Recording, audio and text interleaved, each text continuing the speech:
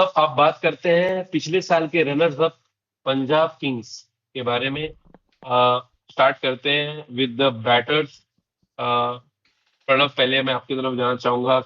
क्या कहना चाहेंगे इनकी बैटिंग यूनिट के बारे में? बैटिंग यूनिट पिछले साल इनकी, एक मैं तो कहूँगा एक सरप्राइज टीम थी मेरे लिए। पिछले साल एक्सपेक्ट नहीं किया था मैंने रियली कि फाइनल तक पहुंच जाएंगे और इतना अच्छा परफॉर्म करेंगे थ्रू आउट द टूर्नामेंट। जो इनके बैटिंग स्टार्स रहे थे वो रहे थे इनके अनकैप प्लेयर्स का कोर, प्रभसिमरन सिंह, प्रियांश आर्या एंड नेहल वधेरा। वो इस साल भी उनके साथ ही स्टार्ट करेंगे। उसके इवन अलावा शशांक सिंह। शशांक सिंह तो उससे पहले की सीजन में भी अच्छा परफॉर्म किए थे, तो उनके लिए एक्चुअली हाँ एक इम्प्रूवमेंट था कि सेकंड सीजन में कहते हैं आपके लिए डिफिकल्ट होता है, आप अपनी परफॉर्मेंस रेप्लिकेट कर पाएंगे कि नहीं, तो वो भी शशांक सिंह ने करके दिखाया था। तो वो तो और थोड़े एक्सपीरियंस प्लेयर भी हो गए हैं, डोमेस्टिक सर्किट में काफ़ी साल से हैं। तो मुझे लगता है कि वो तो अपना परफॉर्म अच्छा करेंगे ही। इंटरेस्टिंग मेरे लिए इस सीज़न में ये देखना होगा कि प्रभसिमरन सिंह, नेहल वधेरा और प्रियांश आर्या क्या इस सीज़न में भी अपना फॉर्म मेंटेन कर पाएंगे कि नहीं। क्योंकि सारा दारोमदार अगर आप श्रेयस अय्यर के कंधों पे डाल दे तो वो आपको हर मैच तो नहीं जिता सकते। हालांकि बहुत अच्छे बैट्समैन हैं और बहुत ही एक अलग उनमें फायर दिखती है आईपीएल के सीजन में, क्योंकि वो इंडियन टीम में अपनी जगह बनाना चाहते हैं। इस सीजन फॉर्म फॉर्म तो उनका अच्छा था, बट एक क्रिटिकल उनको इंजरी हो गई थी ऑस्ट्रेलिया में जाके, जहां उनको एक लाइफ थ्रेटनिंग इंजरी हो गई थी। उसके रहते वो कभी फिर डिस्कशन में भी नहीं आ पाए T20 वर्ल्ड कप के आसपास में। क्योंकि उस टाइम में हमने देखा था ईशान किशन का इंट्रोडक्शन हुआ था, क्योंकि उनके डोमेस्टिक परफॉर्मेंसेज अच्छे थे। तो अगर श्रेयस अय्यर फिट रहते और सारे टूर्नामेंट्स खेलते तो मे बी वो भी होते डिस्कशन में, और क्या पता अगर उनकी किस्मत चलती तो वो भी हो सकते थे इस T20 world cup winning team में। तो इस साल भी उनके अंदर सेम फायर दिखेगी और मुझे लगता है कि सेम लेवल पे परफॉर्म करेंगे वो अपनी इंडियन टीम में जगह बनाने के लिए। आपको क्या लगता है इनके बैटिंग लाइनअप के बारे में? जी, इनकी बैटिंग लाइनअप तो अच्छी लग रही है मुझे, but I am still a bit iffy about Nehal Wadhera. इनकी 140 की स्ट्राइक रेट है, और ये पिछली बार इन्होंने एक दो मैचेस में अच्छा किया था, बट एक दो मैचेस में फंसे भी थे। तो ये देखना वो होगा। फिर प्रियांश आर्या, आपने बिल्कुल सही कहा, प्रियांश आर्या तो ऑलराउंडर्स में लिस्टेड है सरप्राइजिंगली। बट प्रियांश आर्या इनके ओपनिंग जो बल्लेबाज है, वो मुझे लग रहा है कि उनका कैसा रहेगा second season is going to a big thing. Because जब भी वो बाकी इमर्जिंग टूर्नामेंट्स एंड ऑल में गए हैं, वहां पे भी उन्होंने सेम तरीके से बल्लेबाजी की कोशिश की। उस लेवल का इम्पैक्ट लेकिन नहीं ला पाए जितना वो आईपीएल में लास्ट सीजन लेके आए थे। बहुत अच्छे प्लेयर हैं। मतलब उनको, मतलब वो जो हार्ड लेंथ के नीचे आके बॉल उठाने की जो एबिलिटी है उनकी, बहुत कमाल की है। तो वो भी देखना रहेगा कि कैसा वो करते हैं। प्रभ सिमरन सिंह तो काफी टाइम से हैं और मंजे हुए खिलाड़ी हैं, अच्छा करते हैं। तो उनकी जो ओपनिंग, ये भी टीम ऐसी है कि काफी सेटल्ड है, इसमें बहुत ज्यादा चेंजेस की नहीं गई है। और बस एक चीज हुआ है कि जॉस इंग्लिश यहाँ से बाहर चले गए हैं। जॉस इंग्लिश जो थे, जो पिछली बार बहुत ही क्रिटिकल रोल किया था इन्होंने, नंबर 3 पे आके, नंबर 4 पे श्रेयस अय्यर आते थे, और नंबर 3 पे आके उन्होंने क्रिटिकल रोल किया था जॉस इंग्लिश ने। और इस बार जॉस इंग्लिश अपनी शादी और हनीमून के हवाले इस बार उन्होंने कहा है कि नहीं खेल पाएंगे, शायद 2-3 मैच के लिए अवेलेबल हो पाएंगे, तो इनको इन्होंने निकाल दिया। लेकिन फिर लखनऊ सुपर जायंट्स ने इनको अक्वायर कर लिया और ज्यादा पैसे दिए, तो अब वो रीथिंक कर रहे हैं इस बारे में। पंजाब जरूर नाराज होगी और रिकी पॉन्टिंग भी बहुत नाराज होगी इस बात से। ठीक है, तो ओवरऑल इनकी सेटल्ड है बैटिंग। अब आ जाते हैं ऑलराउंडर्स पे। मार्कस स्टोइनिस पिछली बार बहुत ही शानदार सीजन रहा था इनका। उसके बाद हरप्रीत ब्रार मिंच पे है स्पिनर के इनके लिए। Marco Jansen best allrounder going around after Hardik Pandya में भी।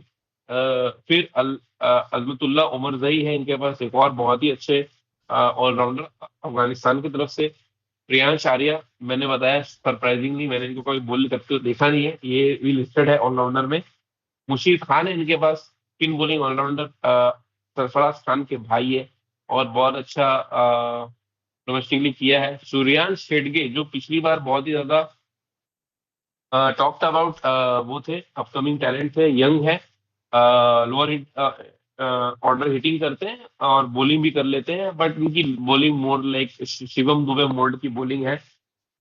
तो ये वहां पे आते हैं। फिर ये और एक और इनके हैं, मिच ओवन, ऊपर कॉनली है, और बेन वॉर्शियस है इनके पास, ऑस्ट्रेलिया के। ऑलराउंडर में हम देखें कि हाँ, ज़्यादातर इन्होंने ऑस्ट्रेलिया से काफ़ी प्लेयर्स उठाए हुए हैं। लास्ट ईयर भी जी इन्होंने मिचेल ओवन और जेवियर बार्टलेट का इस्तेमाल किया था बीच में। और इवन एज अ मैचअप इन्होंने राशिद खान के अगेंस्ट अजमतुल्ला उमरजाई को लेके आए थे केवल एक मैच के लिए। तो टैक्टिकली काफ़ी एस्ट्यूट टीम है, और जो प्लेयर्स का इन्होंने स्क्वाड बिल्डअप किया है उसको अच्छे से इस्तेमाल करना जानते हैं। तो वही उनकी एबिलिटी थी जो उनको प्लेऑफ्स में लिखी गई थी लास्ट सीजन में। तो इस सीजन में देखना इंटरेस्टिंग होगा कि जो ये ऑलराउंडर्स का इन्होंने स्वीट बनाया है तो उसको किस तरह से इस्तेमाल करेंगे against other teams in certain situations, देखना इंटरेस्टिंग होगा। ऊपर कॉनली इनको एक मतलब इंटरेस्टिंग पिक है। इनकी जो स्टैट्स है बहुत ज्यादा अच्छे नहीं है, बट फिर इनको मतलब कंसिडर किया जाता है कि ये इनको बहुत शायद मतलब अच्छे प्लेयर बने जाएंगे। रिकी पॉन्टिंग काफ़ी रेट करते हैं इनको। तो इनको ऑस्ट्रेलिया टीम में भी इनका डोमेस्टिक, जहाँ तक मैंने देखा है डोमेस्टिक में कोई इनका बहुत तगड़ा परफॉर्मेंस नहीं है। बट इनको फास्ट ट्रैक किया गया ऑस्ट्रेलियन टीम में, जो कि रेयर है। हमने देखा ऑस्ट्रेलियन टीम्स में एक्सपीरियंस्ड और डोमेस्टिक के मंझे हुए प्लेयर्स को प्रेफर करते हैं, बट ऑफ लेट उन्होंने थोड़ा फास्ट ट्रैक करना स्टार्ट किया है प्लेयर्स को। तो Cooper Conley one of the players है जो ऑस्ट्रेलियन टीम में फास्ट ट्रैक्ड है। तो इसी वजह से उनको आईपीएल में भी जगह मिली है, रिकी पॉन्टिंग ने उनको स्पॉट किया है। तो ये देखना इंटरेस्टिंग होगा कि जो ऑस्ट्रेलियंस इनमें बिलीव दिखाते हैं इनकी एबिलिटी में, तो उस पर खरे उतर पाते हैं कि नहीं। जी बिल्कुल। अब आते हैं बॉलर्स की तरफ। बॉलर्स का आप बात कर सकते हैं, मतलब आप स्टार्ट करें। बॉलिंग लाइनअप में भी इनके पास काफ़ी सिमिलर दिख रहा है लास्ट ईयर से। इंडिया के जो मेन स्टे हम कह सकते हैं वाइट बॉल में, अर्शदीप सिंह वो भी इनके स्पीयर हेड रहेंगे। उनसे एज यूजुअल अच्छी परफॉर्मेंस एक्सपेक्ट की जाएगी। युजवेंद्र चहल इंटरेस्टिंग रहेगा। हाल ही में न्यूज़ आई है कि ये कुछ अल्कोहलिज्म की प्रॉब्लम से जूझ रहे थे पहले, और उनको इन्होंने रिजॉल्व किया है और अपने आप को उस सिचुएशन से बाहर लाया है, एक रिहैब किया है इन्होंने। तो इस सीज़न में देखना इंटरेस्टिंग होगा कि उस चेंज के बाद इनकी परफॉर्मेंस में क्या चेंज आता है। लास्ट सीज़न उन्होंने उससे पिछले जो रेपुटेशन लेके आए थे उस लेवल का परफॉर्मेंस नहीं दिया था। बट कुछ मैचेस में उन्होंने क्रूशल विकेट्स निकाल के दिए थे पंजाब को।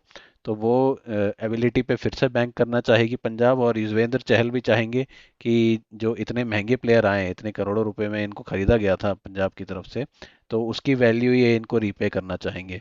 और विजय विजय कुमार को एक दो मैचेस में एज एन इम्पैक्ट सब इन्होंने यूज़ किया था एज अ डेथ बॉलर। और इस सीज़न भी मैं वही रोल देख रहा हूँ। मैं ये नहीं देख रहा हूँ कि ये टीम में मेन स्टे रहेंगे और हर मैच स्टार्ट करेंगे। और बाकी यश ठाकुर को भी इन्होंने ऐसे ही यूज़ किया था बीच बीच में कुछ गेम्स के लिए। तो बॉलिंग लाइनअप बेसिकली इन्होंने ऐसा बनाया है कि एक या दो सेटल्ड स्टार्टर हैं, और उसके अलावा जो पांच छह बाकी के प्लेयर्स हैं वो मिलके रोटेट करके एक fifth bowler, fourth and fifth bowler का रोल अदा करते हैं।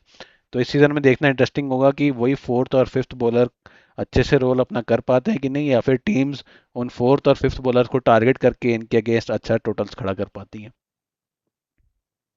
बिल्कुल। ये तो बिल्कुल सही बात कही आपने। अर्शदीप सिंह, युजवेंद्र चहल और जब लॉकी फर्ग्यूसन आ जाए तब लॉकी फर्ग्यूसन, ये तीन मुझे लगता है मेन स्टे है इनके। लॉकी फर्ग्यूसन के जगह पे मे बी जेवियर बार्टलेट को अभी यूज करेंगे। लेकिन इसके अलावा बाकी जो इनके बॉलर हैं ये इम्पैक्ट प्लेयर्स की तरफ आकर के इम्पैक्ट क्रिएट कर सकते हैं। जैसे कि पिछली बार उन्होंने गुजरात के अगेंस्ट ऋषभ विजय कुमार को यूज किया था डेथ बॉलिंग में वाइड यॉर्कर्स करने के लिए, बहुत अच्छे उसके लिए जाने जाते हैं। यश ठाकुर स्लोअर बॉल्स एंड वो सब के लिए ज्यादा जाने जाते हैं, तो इनको भी इन्होंने यूज किया था। इंटरेस्टिंग ये होगा देखना कि अजमतुल्ला उमर जाई को ये लोग यूज करते कि, लेकिन पिछली बार उन्होंने भी बहुत अच्छा किया था इनके लिए एज अ बॉलर। तो मुझे काफी अच्छा लगा था। अब हम लोग आगे की तरफ अ, अ, बढ़ते हैं अपने प्लेइंग 12 में, और कॉम्बिनेशन की राय चाहूंगा क्योंकि इनके पास बहुत ही अलग अलग तरह के कॉम्बिनेशन बन रहे हैं। तो चलते हैं इनके प्लेइंग 12 की तरफ। तो आप रीड आउट करें और आप बताएं कि आपको लगता है तो कहाँ पे आप कुछ अगर चेंज करना चाहें या कुछ। हाँ, तो प्लेइंग 12 हम देखें लास्ट सीजन से काफ़ी सेम है। ऑब्वियसली जो एक चेंज रहेगा, ऊपर के टॉप थ्री तो सेम ही है, प्रभसिमरन सिंह, प्रियांश आर्या और श्रेयस अय्यर, एक इंडियन कोर। जो फोर्थ पोजीशन पे लास्ट ईयर तक जॉश इंग्लिश हुआ करते थे, उसकी जगह आपने मिच ओवन को रखा है, जो कि मुझे भी लगता है कि एक सही सिलेक्शन है। जॉश इंग्लिश को मुझे लगता है जब हम स्ट्रेंथ और वीकनेस डिस्कस करेंगे तो हम पाएंगे कि उनको काफ़ी मिस कर रहे हैं। और फिर नेहल वधेरा का भी देखना इंटरेस्टिंग होगा कि लास्ट सीजन कि जैसा एक 300 साढ़े 300 रन का जो इन्होंने सीजन निकाला था लास्ट ईयर, अगर वो रेप्लिकेट कर दे तो आई थिंक वो टीम के लिए इनफ है नंबर 5 बैटर से, कि उतने रन्स आ जाए तो टीम के लिए अच्छा रहेगा। प्लस शशांक सिंह उनके लिए काफ़ी रिलायबल फिनिशर है। मार्कस टॉयनस भी इंटरेस्टिंग है, इनको एज अ फिनिशर लिस्ट किया गया है अभी। बट मैं मानता हूँ कि जॉस इंग्लिश की एब्सेंस में इनको भी यूज़ किया जा सकता है as an experience player at number 4। तो हो सकता है वो हमें ऊपर आते दिखे। The reason I am saying that is because Marco Jansen बहुत ही इंप्रूव प्लेयर है। मतलब मैं, अगर मैं उनको एक टीम में रखूँ तो मैं एज अ प्रॉपर ऑलराउंडर रखूंगा, मैं उनको एज अ बॉलिंग ऑलराउंडर नहीं मानूंगा। बैटिंग में उन्होंने इतना इंप्रूव किया है और इतनी अच्छी हिटिंग एबिलिटी है जो कि हमें वर्ल्ड कप में भी देखने मिली थी। तो मेरे लिए तो even as high as number 6 या नंबर 7 भी आ सकते हैं कुछ सिचुएशंस में। तो एक बहुत अच्छे प्लेयर हैं इनके लिए, मार्को यानसन बहुत ही क्रूशल प्लेयर हैं। और बॉलर्स की तरफ आए तो हरप्रीत बरार, पंजाब के लोकल लैड, ये इनके टॉल लेफ्ट आर्म स्पिनर, अच्छी अच्छी लाइन एंड लेंथ डालते हैं, राइट हैंडर्स के अगेंस्ट बहुत ही अच्छा मैचअप है। और इवन लेफ्ट हैंडर्स के अगेंस्ट एज सच इनकी कोई वीकनेस नहीं है जो हम बाकी लेफ्ट आर्म स्पिनर्स के साथ एसोसिएट करते हैं। तो वो एक बहुत ही अच्छे स्पिन ऑप्शन है। साथ में 10th पोजीशन पे इनके एक फॉरेन फास्ट बॉलर रहेंगे। अभी लॉकी फर्गसन सिंस अवेलेबल नहीं है तो वो रोल अभी जेवियर बार्टलेट या बेन डॉर्शियस अदा कर सकते हैं। बेन डॉर्शियस की इतनी ज़रूरत नहीं है क्योंकि लेफ्ट आर्म ऑप्शन ऑलरेडी इनके पास अर्शदीप सिंह में है, तो मुझे लगता है कि जेवियर बार्टलेट ही खेलेंगे उस पोजीशन में। और इम्पैक्ट सब में ऑफ कोर्स यूजी चहल रहेंगे और वो अपनी स्पिन से इम्पैक्ट डालना चाहेंगे गेम में। आपको क्या लगता है इनके 12 के बारे में? हाँ, मुझे बस वही है कि मैं ये सोच रहा हूँ कि मे बी श्रेयस अय्यर को 4 पे कर सकते हैं। पिछली बार श्रेयस अय्यर ही 4 पे थे और नंबर 3 पे मतलब जॉस इंग्लिश आते थे। बट अभी मिच ओवन को भी कर सकते हैं, बट मिच ओवन पता नहीं सब कॉन्टिनेंट कंडीशंस में कैसा परफॉर्म करेंगे, ये हमें देखना पड़ेगा। अननोन कमोडिटी है। नंबर 3 पे लंबे लंबे मार सकते हैं, बस ये बहुत ही टॉल है, 6 फुट 5 के हैं, बहुत ही strong build as usual for Australians. And maybe जब पावर प्ले में आएंगे तो पावरफुल प्लेयर की तरह खेल सकते हैं पावर प्ले में फास्ट बॉलिंग को, जो कि हम एक्सपेक्ट कर सकते हैं। अगर धर्मशाला ग्राउंड के हिसाब से देखें, इनके 2 ग्राउंड है जो इनका पीबीकेएस का मुझे लग रहा है अखिलीज हील है। कि इनके पास 2 ग्राउंड है, एक धर्मशाला और एक दूसरा मुल्लापुर।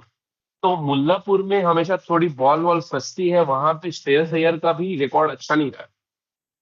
तो ये क्या कर पाते हैं मुल्लापुर में, जहाँ पे थोड़ी बॉल फंसती है, वहां पे कैसे ये लोग जीत पाते हैं, ये थोड़ा इंटरेस्टिंग होगा। बट इनका जो ये लाइनअप है फॉर द धर्मशाला ग्राउंड, तो वहां पे पेस बॉलर के against I think Mitch Owen को नंबर 3 पे डाल सकते हैं, Shreyas Iyer at number 4, Nehal Wadhera at 5 and Shashank Singh at 6।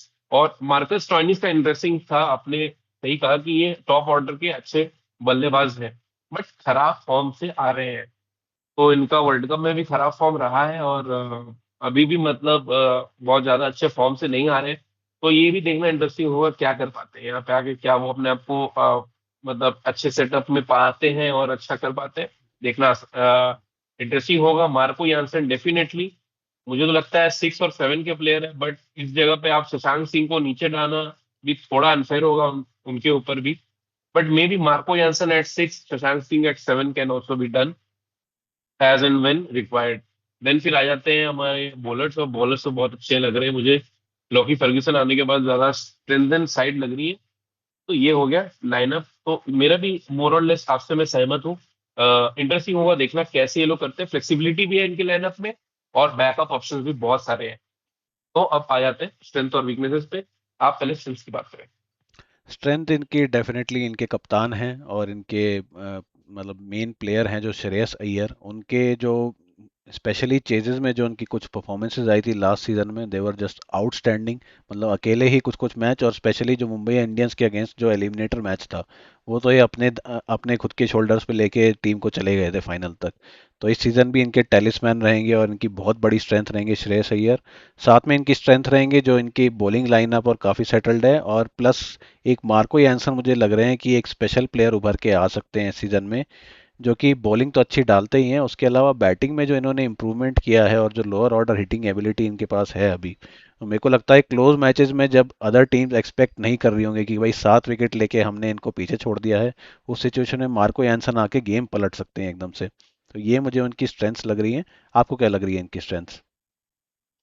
और friend definitely long batting lineup till number 9, like Harpreet Brar भी आप जानते हैं अच्छा प्लेयर है, अच्छे मतलब बैटिंग भी कर लेते हैं, ऑलराउंडर है। तो नंबर 9 तक इनके पास बहुत लंबी लाइनअप है, और भी मतलब प्लेयर्स हैं इनके पास जिनको ये इम्पैक्ट सब की तरह यूज कर सकते हैं। और इनकी स्ट्रेंथ ये भी है कि बॉलिंग भी इनके पास बहुत ऑप्शंस अवेलेबल है इनके पास।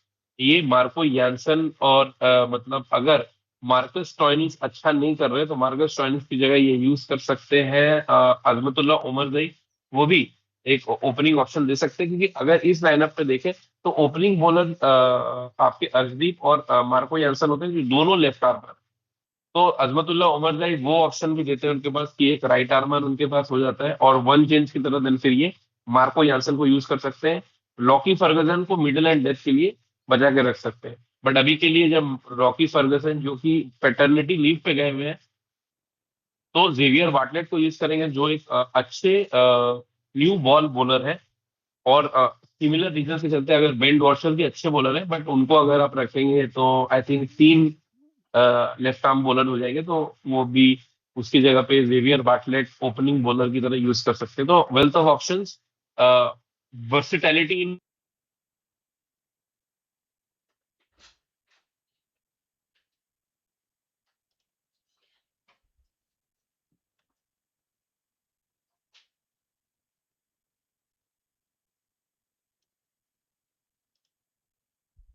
क्या हुआ? 15 मिनट और लगेंगे।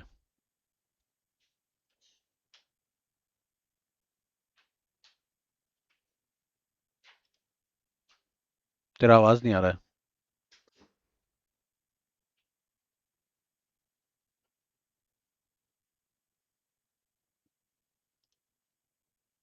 बिल्कुल भी आवाज नहीं आ रहा तेरा।